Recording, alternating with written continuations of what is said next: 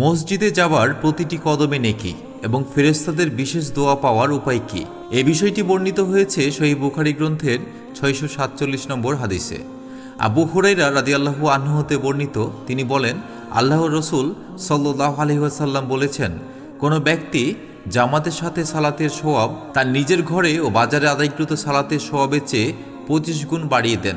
এর কারণ এই যে, সে যখন উত্তমরূপে ওযু করল, অতঃপর একমাত্র সালাতের উদ্দেশ্যে মসজিদে গমন করল, তখন তার প্রতি কদমের বিনিময়ে একটি মর্তবা বৃদ্ধি করা হয় এবং একটি গুনাহ মাফ করে দেওয়া হয়। সালাত আদায়ের পর সে যতক্ষণ নিজ সালাতের স্থানে থাকে, মালাকাগণ অর্থাৎ ফেরেশতাগণ তার জন্য এ বলে দোয়া করতে থাকেন যে, হে আল্লাহ, আপনি তার উপর বরকত বর্ষণ করুন এবং তার প্রতি অনুগ্রহ করুন। আর আমাদের কেউ যতক্ষণ পর্যন্ত সালাতের অপেক্ষায় থাকে, ততক্ষণ পর্যন্ত সে সালাতে রত বলে গণ্য হয়। সুবহানাল্লাহ।